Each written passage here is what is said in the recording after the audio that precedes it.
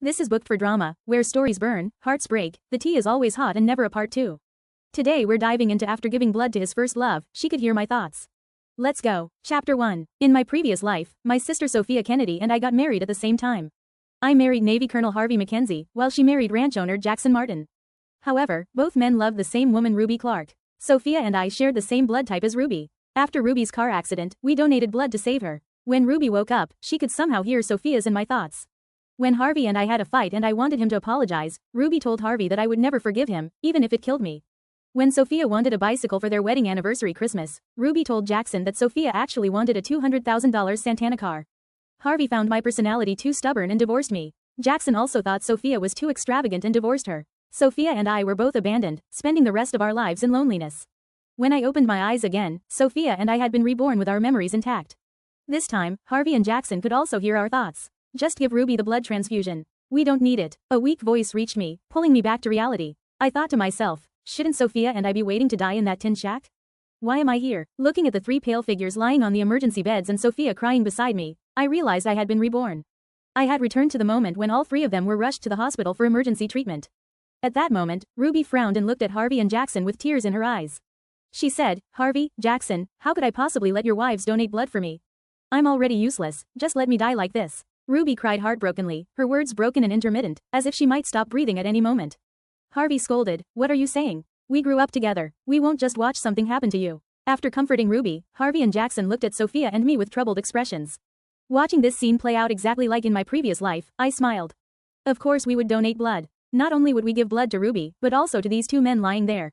In my previous life, this blood donation had caused Sofia's and my miserable lives. This time, I would seize the opportunity. With this thought, I stepped forward and gripped Harvey's hand tightly, saying, Harvey, don't worry. We'll definitely save Ruby, but Sofia and I won't just stand by while you and Jackson are hurt. So go into the emergency room without worry, we're going to donate blood right now.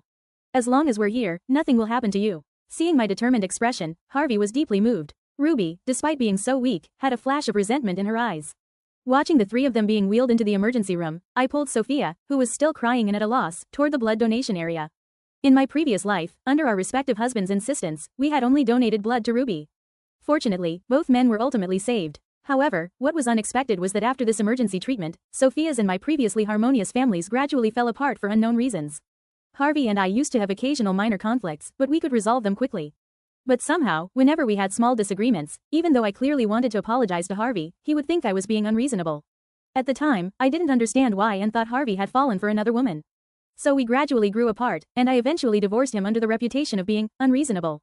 Sofia and Jackson's situation was even worse. Jackson was already wealthy to begin with. The two of them had been living quite well. But gradually, Sofia became someone who only knew how to enjoy herself and didn't care about him at all in Jackson's mind. Just like that, both Sofia and I were despised. Our lives became increasingly miserable. Before we died, Ruby came to our dilapidated tin shack, pinching her nose and mocking us. Only then did I learn that after that emergency treatment, not only did her body contain Sofia's and my blood, but she could also hear our thoughts. So she used this ability to constantly slander us, causing Sofia's and my tragic ending. In my previous life, Harvey had once accused me in disappointment. Violet, when did you become so unrecognizable? Violet Kennedy is my name. Thinking of that scene, I couldn't help but clench my fists, not caring even as my nails dug into my palms.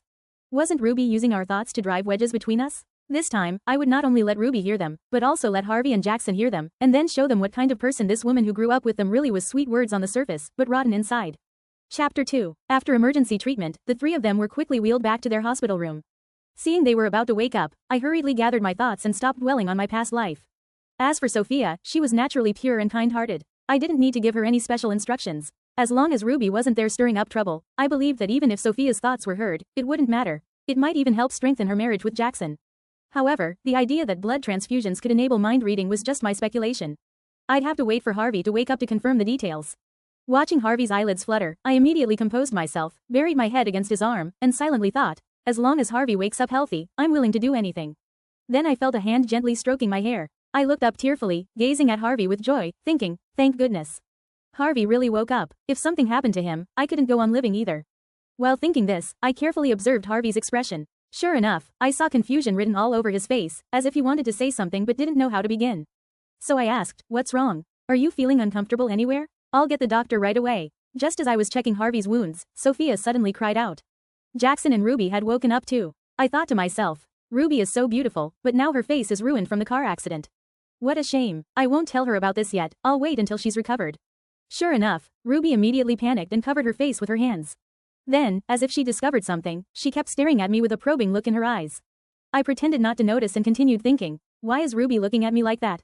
Is she feeling unwell somewhere? She and Harvey grew up together, so I must take care of her like a sister and help her recover quickly. Then, without looking at the three people in the room again, I pulled Sofia along and quickly walked out. Once outside the room, we didn't head to the doctor's office as they expected. I covered Sofia's mouth and quietly stayed by the door, peering through the crack. Sure enough, I soon heard Ruby's choked voice. Harvey, Jackson, I thought I'd never see you again. Thank you for saving me. Then Harvey's cheerful voice came through. Don't mention it. If you want to thank anyone, thank our wives. They donated blood to all three of us despite their own health, which is why we could all survive together. Upon hearing this, Ruby, who had been quietly sobbing, suddenly paused. Then she looked extremely conflicted, as if she didn't know how to speak up. Finally, Ruby bit her lip and said, after waking up this time, I think I can hear what they're thinking. Hearing her words, Jackson looked delighted and was about to respond, but Harvey stopped him with a look, making him clamp his mouth shut. Then Harvey frowned disapprovingly and said, how could such a thing be possible? We can't talk about superstitious nonsense like this. Hearing this, Ruby pouted with grievance. Then, as if remembering something, a flash of cunning crossed her eyes. She said, I'm really not making this up. Violet was just cursing me in her mind, saying, I'm disfigured from the car accident and now I'm hideous. After saying this, without waiting for the two men to respond, Ruby covered her face and began sobbing as if she'd been deeply wronged. So she didn't notice the probing looks in Harvey and Jackson's eyes after she finished speaking. At this moment, I looked down at Sofia, whose mouth I was covering and whose eyes were wide with shock. I sighed and couldn't help telling her, it's not just Ruby who can hear our thoughts now, Harvey and Jackson can too. So, hearing my words, Sofia didn't panic at all. Instead, she looked at me excitedly. She said, Violet, do you mean that from now on, I won't even need to open my mouth when talking to Jackson? Hearing her response, I couldn't help but roll my eyes. In the end, I could only remind her not to reveal that we knew about this ability. As for everything else, I'd let the couples figure it out themselves. Chapter 3. All three of us were in good health and were quickly discharged from the hospital. Jackson needed to return to manage his farm operations. As the wife of a Navy captain, I had previously accompanied Harvey during his long deployment on the island. After discharge, I returned to the military family housing area. While tidying up the house, I thought to myself, Thanksgiving is coming up, and Harvey has safely recovered and come home. This would be perfect timing to invite his soldiers over to celebrate together. These young men are so far from home, and while everyone else is celebrating the holidays, they're still here protecting everyone's safety. I should prepare a warm holiday gathering for them. With this thought, I turned to look at Harvey, who was sitting on the couch. Before I could speak, I saw Harvey looking at me with a moved expression. I said, Harvey, how about we invite the soldiers over for Thanksgiving dinner? Hearing my words, Harvey looked down with a smile and said, whatever you decide is fine. Though he didn't say much, I could tell he really approved of the idea. And so, it was settled. What I didn't expect was that on Thanksgiving Day, not only did his soldiers come, but Ruby tagged along as well. Watching me bustling around in the kitchen, she offered to help with her words but kept her distance physically. Ruby looked toward the living room where the soldiers were eating, drinking, chatting, and laughing boisterously, her eyes showing clear impatience. Soon, everyone had eaten their fill, and the house was left in complete disarray. Harvey was seeing the guests off while I began cleaning up the mess.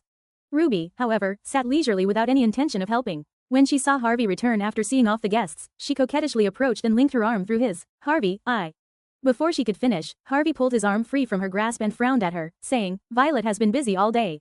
Why didn't you go help her? After saying this, he ignored her and came over to help me clean up. Ruby still clung to his arm, saying, you can't blame me for this, Harvey, I wanted to help earlier, but Violet wouldn't let me. Seeing her like this, I thought to myself, I never said you couldn't help. You were the one who pinched your nose and stayed far away before I could even say anything. What could I do about it? But it doesn't matter as long as those soldiers enjoyed themselves today, it's worth it even if I'm a bit tired. Hearing my thoughts, Harvey's expression changed. Finally, as if he'd reached his limit, he said, if there's nothing else, you should head home early. I still need to help Violet clean up. At these words, a flash of malice crossed Ruby's eyes. She said, Harvey, are you angry with me just because I didn't help Violet? But Violet was just thinking to herself that if it weren't for these damn soldiers, she wouldn't have had to work so hard for so long. She was even complaining in her heart about you bringing them home. Ruby said these words in a wheedling tone while tugging at Harvey's sleeve. Hearing her words, I pinched my thigh hard. Instantly, my eyes turned red and tears fell as I looked at Harvey without saying a word. I couldn't help thinking, why would Ruby falsely accuse me like this? That's not what I was thinking at all. Harvey hasn't said anything yet, he must be more inclined to believe Ruby. After all, they grew up together. With these thoughts, I lowered my head and fell completely silent. In my previous life, after Ruby said such things, Harvey looked at me with eyes full of disappointment. Though I wanted to explain, I was too angry at his lack of trust in me, so I said nothing. This time, I again said nothing. But Harvey's expression was extremely dark. Seeing Harvey's reaction, Ruby became even more smug, thinking Harvey had believed her words. She smiled and said, Harvey, don't be too angry. It's normal for women to have some temper. Besides, Violet is our lifesaver. But if it were me, I definitely wouldn't act this way. These soldiers work so hard as long as they're happy, it's worth it even if I'm tired and work a little harder. Hearing these words that were almost identical to thoughts, I couldn't help but blink, while Harvey actually scoffed. The way he looked at Ruby no longer held the gentle affection one shows a sister, but was instead filled with disgust. Harvey said coldly, Ruby, have you ever considered that you might not be the only one who can hear what Violet is thinking? Perhaps I can hear it too? Have you thought about the consequences of randomly fabricating lies about Violet? Hearing his words, I looked up at them both with feigned surprise. Ruby's face had turned pale, and she stared at Harvey in disbelief. Chapter 4. The entire living room fell into deathly silence. After a long while, Harvey chuckled softly, as if nothing had happened. He spoke up. I was just joking with you earlier. You always tell me you can hear Violet's thoughts. In this day and age, everyone believes in science. How could something like that possibly happen? So I thought I'd give you a little scare too. But from now on, you're not allowed to use that excuse to make up lies about Violet anymore. I know exactly what kind of person she is. After saying this, he began urging Ruby to leave. Hearing his explanation, Ruby let out a long sigh of relief. Then she seemed somewhat unwilling to let it go, as if she wanted to say something more. After hesitating for a moment, she ultimately chose to remain silent and quietly left. However, her eyes were filled with jealousy and resentment. What no one expected was that as soon as Ruby left, Harvey grabbed my hand. He carefully observed my expression, then asked with feigned casualness, Honey, do you believe that telepathy really exists in this world? I froze, staring at him wide-eyed as I smacked his arm. What are you talking about? Are you going to tell me you know what I'm thinking? Then tell me, what am I thinking right now? As soon as I said this, I immediately thought to myself, did this car accident damage Harvey's brain? What on earth is he thinking? Then I watched Harvey's face visibly darken. He said, my car accident injured my hand, not my brain. Hearing his words, I looked at him in horror. Then I covered my face with my hands, repeating over and over in my mind, impossible, this is absolutely impossible. Immediately after, Harvey pulled me into his arms. Harvey's hand gently patted my back, carefully comforting me. Now can you believe me? It's not just me, Jackson and Ruby can both hear your thoughts and your sister's. At this point, Harvey paused, then continued. I suspect this might be related to the blood transfusion. Before Jackson and I received the transfusion, it didn't matter what you two were thinking. But around Ruby, you both need to be extremely careful. After saying this, Harvey let out a deep sigh. He truly lived up to his reputation as a man who had risen to the rank of Navy captain at such a young age. His insight was remarkably sharp. The truth I only discovered on my deathbed in my previous life, he had already figured out. I looked at him with a confused expression and asked, why would Ruby do this? Does she have some kind of problem with me? Harvey's arms tightened around me. It was just like in my previous life. Whenever I tried to explain something, he never gave me the chance. Actually, we were just having ordinary marital arguments, which was a normal part of adjusting to each other. In my heart, I hoped he would come and comfort me. But Ruby told him that I would never forgive him, even in death, and that I wanted him to stay away from home and preferably die out there. So the misunderstandings between us kept piling up. In the end, it wasn't just Sofia and I who were destroyed. Harvey and Jackson didn't fare well either.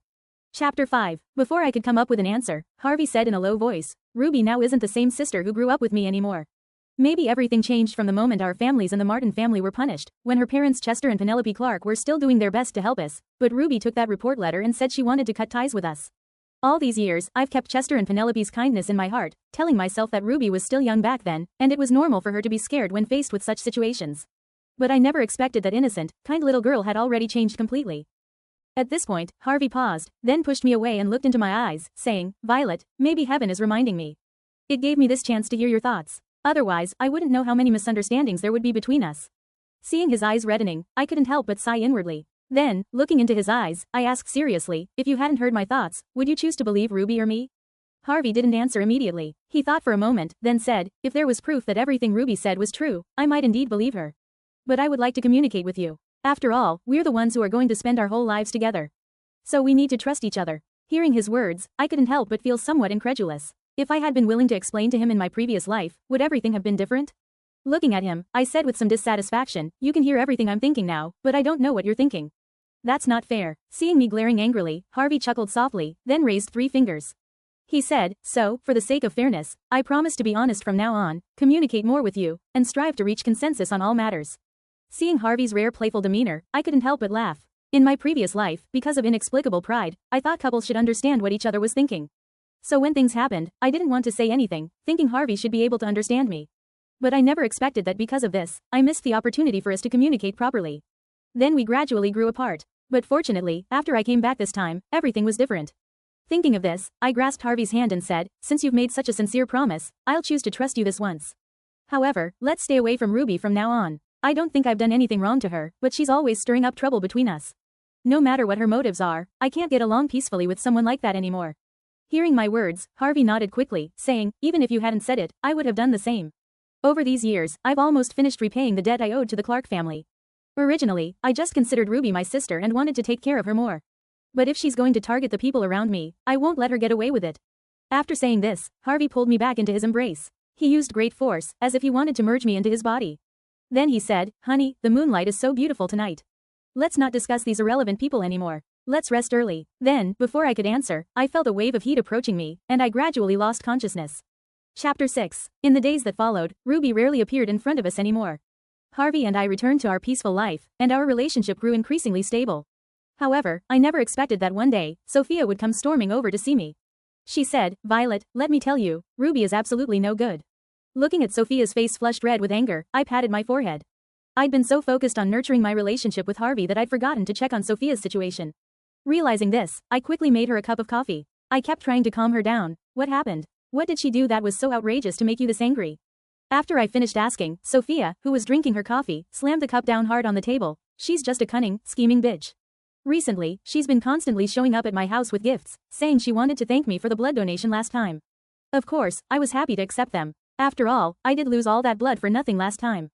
Hearing this, I nodded. Given Sofia's personality, it was normal for her to think this way. Then she continued, but I never expected that I still underestimated her. Right after I accepted her thank you gifts, she ran to Jackson crying, saying I was taking advantage of the favor I'd done her to get benefits.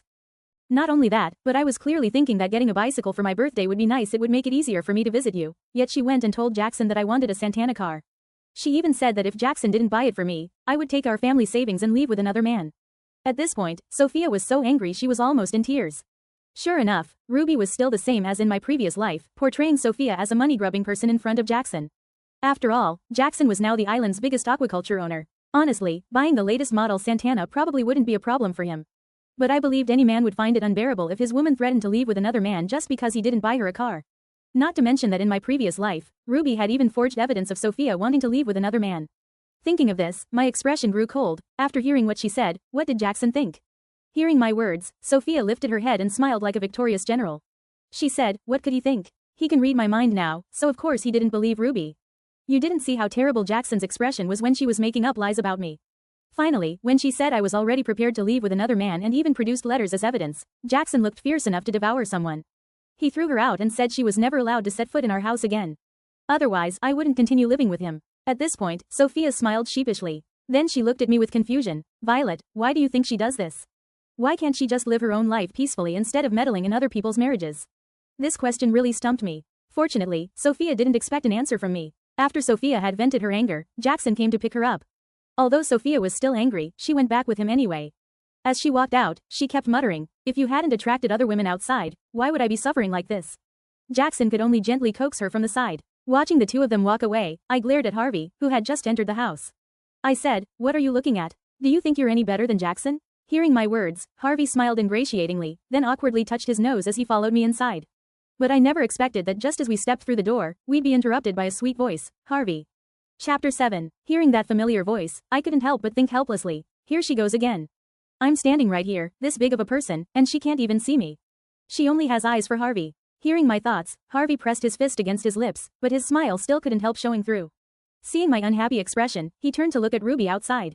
Harvey said, didn't I tell you all not to come to our house anymore? Hearing his words, Ruby's eyes immediately reddened, and tears started falling. She said, Harvey, what did I do wrong? Why are you treating me like this? Jackson just told me not to go to his house anymore either. Is it because your wives don't like me, so? She trailed off here, looking up at me with pitiful eyes. I couldn't help thinking, please, how could I possibly like a woman who's trying to seduce my husband? Hearing my inner voice, Harvey immediately became serious. He said, if there's nothing else, you should go back. Don't be so intimate with me anymore. We're not blood related, and acting this way will cause misunderstandings. Seeing Harvey's cold demeanor, Ruby was truly hurt this time. With tears streaming down her face, she looked at Harvey in disbelief. Harvey, are you really going to abandon me? Someone who grew up with you just because of this woman? You promised my parents you'd take good care of me. And do you even know what kind of person this Violet woman really is? At this point, Ruby pointed her finger fiercely at me. Hearing her words, I pretended to anxiously tug at Harvey's arm. I said, Harvey, please believe me. I absolutely haven't done anything to betray you. Then I thought to myself, what should I do? Harvey likes his sister Ruby so much, will he not believe me? Watching my earnest performance, Harvey lowered his head and smiled slightly. Then, under my threatening gaze, he finally sighed and decided to play along. When he looked up again, Harvey frowned at Ruby. He said, "What do you mean by that? How has Violet wronged me in any way? I've told you before, stop trying to fool me with that mind-reading trick. Don't I know what kind of person Violet is? Even if she really is like you say, wanting me to die, I'd accept it. I'll only love her for the rest of my life." Watching Harvey's devoted, deeply in love act, I was shaking all over trying to hold back my laughter. Ruby's face turned ashen with anger. But she still wouldn't give up. "I know what I'm saying is hard to believe, but I'm really not lying to you. We grew up together, I just want what's best for you." She's hiding behind you now, but she's still thinking about another man in her heart. However, Harvey didn't get angry as she expected. Instead, he lovingly took my hand. "Even if she's thinking about another man, it doesn't matter, as long as she's willing to stay by my side." At this point, I couldn't hold back and pinched him hard on his lower back. While I did want to put on an act, I hadn't expected Harvey to go this far. That line was truly devastating. Ruby's face was now pale, and she looked at Harvey with a complex expression. Her eyes didn't show jealousy, but rather looked at him like he was a fool. This wasn't at all the look someone should have when gazing at their beloved. This made me think of how our previous life had ended. Chapter 8. After Sofia and I got divorced, I heard that Ruby was playing both Harvey and Jackson against each other, seeking comfort from them. However, neither Harvey nor Jackson chose to be with her. Strangely enough, not long after, Jackson, who had been focused on his career, suddenly fell ill and died. Harvey also suffered cardiac arrest during a mission. Both men died one after another. What was even stranger was that after their deaths, all their assets ended up in Ruby's hands. Some people thought this was impossible, but most believed it was probably because the Clark family had done favors for these two families before, and since neither family had any other relatives left, they left all their property to the descendants of the Clark family. So maybe my previous thoughts were wrong all along. Ruby wasn't interested in Harvey or Jackson as people, she was after their assets. Thinking about this, I gently caressed my belly and thought, how wonderful. Harvey trusts me. After our child is born, she'll definitely grow up in a loving family. Not to mention the wealth Harvey's parents specifically left for us. I have to say, Sofia and I have pretty good luck. Jackson's farm is getting bigger and bigger now. He just said that forget about a $20,000 Santana, he could afford to buy two at the same time for Sofia to drive alternately. As I thought about this, I carefully observed Ruby's expression. As for Harvey's joyful look, I pretended not to notice. Sure enough, just as I expected, when thinking about how all of Harvey's assets would go to my child, a flash of viciousness crossed Ruby's eyes, and her fists clenched tight. It seemed that Harvey and Jackson's deaths in their previous lives really weren't accidents. In that case, I might as well solve this problem once and for all, rather than constantly worrying about having such a ruthless person around me. So I thought, such good news, I must share it with Sofia and Jackson. After all, we don't have any other relatives. I'll call Sofia later and have them come over for dinner tomorrow night to celebrate. They can even stay overnight. Perfect, Sofia and I can have some girl talk. Harvey and Jackson will definitely get drunk. I'll just have them crash here for the night. After thinking this through, I looked at Ruby with a nonchalant expression. Ruby, I don't know if you have some misunderstanding about me. But Harvey and I have a great relationship. So don't even think about coming between us. Hearing my words, Ruby gritted her teeth, then left with a fake smile. After she left, I told Harvey about my suspicions. Harvey slammed his palm hard on the solid wood sofa. How could someone as good as Chester have such a ruthless daughter? Originally, I thought she was still young, but it turns out she's rotten to the core. We'll go with your plan. Tomorrow, we'll lure her into the trap we've set. Chapter 9. The next day, everything went according to plan. Harvey told Jackson about our plan and suspicions. As for Sofia, we didn't tell her anything to avoid her rushing over to pick a fight with Ruby directly. After dinner, I pulled Sofia back to our room to sleep. Harvey and Jackson crouched in the corner of the yard, waiting for Ruby to show up. I lay in bed with Sofia snoring beside me. I thought anxiously, what if I'm wrong about this? Fortunately, Ruby didn't disappoint me. In the middle of the night, a commotion erupted downstairs. "Let go of me, let me go," a woman's voice cried out. It was clearly Ruby's voice. Hearing this, I couldn't hold back any longer and got out of bed immediately. The loud noise had already woken up the neighbors. At that moment, our small yard was packed inside and out with onlookers. Ruby sat disheveled on the ground. Under the dim light, she looked particularly pitiful. She cried, "Harvey, what did I do wrong? Why are you and Jackson treating me like this?" Late at night, there was a pitiful-looking woman and two cold men in my yard. The surrounding crowd immediately started gossiping. A woman said, "Harvey, you can't betray Violet." Hearing her words, Harvey nearly fainted. He said helplessly, "What are you thinking? She tried to set fire to our house. Look at all this oil spilled on the ground. If we hadn't discovered it in time, all four of us would have been burned to ashes by now." Hearing his words, everyone in the crowd was stunned. Someone asked skeptically, "The Clark family's daughter couldn't possibly do such a thing, right?" A man replied, "You never know. I could tell she was no good from the start. If she could report on others back then, she's certainly capable of arson now." The crowd argued heatedly, and some people called the police directly. I wiped my face with my hand, then stepped forward, grabbed Ruby's hair, and slapped her. I shouted, "We treated you so well, like our own sister, and you tried to burn us to death just to steal our men? How can someone as vicious as you exist in this world?" Hearing my words, Ruby sobbed, "Violet, please forgive me, okay? I was just confused for a moment, led astray by bad thoughts." Please forgive me for this once. I promise I'll stay far away from them from now on. Then she turned to look at Harvey and Jackson. Harvey, Jackson, I was just jealous of how well you treat your wives. Before, it was just the three of us. But ever since you got married, I felt like I was drifting further and further away from you. Hearing her explanation, some people wavered and began urging us to let Ruby go. Seeing more and more people speaking up for her, Ruby put on an even more pitiful act. She crawled to Harvey's feet, clutching his pant leg, looking especially pathetic. Harvey bent down and whispered something in her ear. Then Ruby collapsed on the ground as if all her strength had drained away. Just as everyone was wondering what was happening, Ruby suddenly screamed with bloodshot eyes, "Yes. I did try to set the fire. So what? If it weren't for my dad helping you, would you have the good life you have now? One of you holds a high position, the other is a major livestock farmer. You have everything, shouldn't you think about repaying your benefactor? If you weren't so stingy and didn't think I had feelings for you too, would I have resorted to arson? It's my fault for not being capable enough. If you had all died here today, everything you would have been mine." As Ruby shouted these words, everyone in the yard stared wide-eyed. At that moment, the police arrived and heard the truth firsthand. So the police didn't waste words and directly handcuffed Ruby, preparing to take her away. Watching Ruby about to be taken away, I thought to myself, if Ruby hadn't pulled these stunts, our two families would have already prepared half of our respective assets as a thank you gift, planning to give it to her when she got married. What a shame. Then everyone saw Ruby turn back to look at me in disbelief, then close her eyes and faint.